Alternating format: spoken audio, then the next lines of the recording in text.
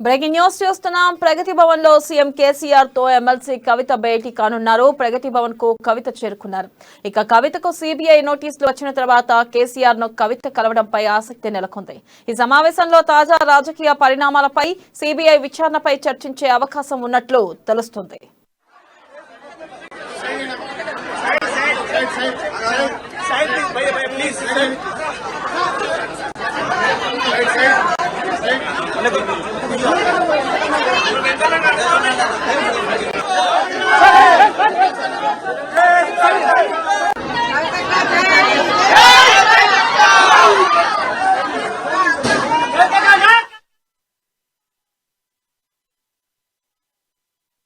Central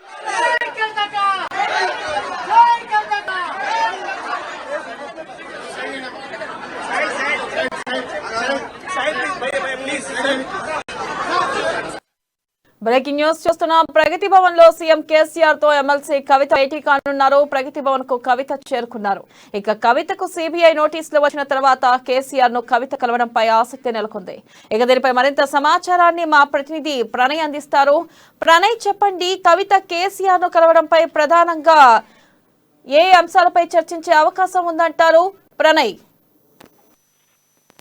thank you Vennela. Kavitha MLC Kavitha కొద్దిసేపటి క్రితమే ప్రగతి భవన్ కు చేరుకున్నారు. ప్రగతి భవన్ లో ఇప్పటికే సీఎం కేసీఆర్ తో భేటీ కాబోతున్నారు. ప్రధానంగా తనపై జరుగుతున్నటువంటి ఏదైతే నిన్న వచ్చినటువంటి నోటీసులకు సంబంధించి సిబిఐ నోటీసులకు సంబంధించి ఆ నోటీసులలో ఏ అంశాలపై చర్చించారు, ఏ అంశాలకు సంబంధించి అడుగుతారు అన్నటువంటి అంశాలతో పాటుగా ప్రస్తుతం ఉన్నటువంటి రాజకీయ పరిణామాలకు సంబంధించి కూడా వీటికి సంబంధించి భేటీ అవుతున్నట్టుగా సమాచారం అయితే అందుతుంది. ప్రధానంగా ఇప్పుడు ఈ భేటీలో ఇటు సీఎం తో పాటుగా ఎమ్మెల్సీ కవిత తప్ప ఎవరు ఉండట్లేదు అని చెప్పుకోవాలి. ఈ భేటీకి వారిద్దరు మాత్రమే ఈ భేటీలో పాల్గొనబోతున్నారు. ప్రధానంగా ఇప్పటికే ఉదయం సమయంలో కవిత ఇంటి వద్దకు పెద్ద ఎత్తున కవితకు సంబంధించిన కార్యకర్తలు కావచ్చు, అభిమానులు పెద్ద ఎత్తున కూడా తన ఇంటి వద్దకు చేరుకున్నారు. ప్రగతి భవన్ కు వెళ్తున్న నేపథ్యంలో వారందరికీ కూడా ఎటువంటి భయాందోళన అవసరం లేదంటూ కూడా తను సర్దుబాటు చెప్పేటువంటి ప్రయత్నం చేశారు. సిబిఐ నోటీసులు వచ్చిన అనంతరం కూడా 6వ తారీఖు విచారణకు హాజరవుతానంటూ కూడా కవిత పేర్కొనడం జరిగింది. తన ఇంట్లోనే ఉదయం 11 గంటలకు హాజరవుతానంటూ కూడా ఆమె పేర్కొన్న అనంతరం కూడా ఇంకా తదుపరి విచారణ అంతా కూడా కొనసాగుతున్న పరిస్థితులు అయితే కనబడుతున్నాయి. ఇక దీనికి సంబంధించి తదుపరి విచారణ కావచ్చు, ఏ విధంగా ఉండబోతుంది ఏంటి అన్నటువంటి అంశాలను ప్రధానంగా చర్చించేటువంటి అవకాశాలు కనబడుతున్నాయి. ప్రస్తుతం ఉన్నటువంటి సిచ్యువేషన్స్ కావచ్చు, అదేవిధంగా బీజేపీ చేస్తున్నటువంటి వైఖరి కావచ్చు. గతంలో కూడా కేసీఆర్ పలు మార్లు అన్నారు.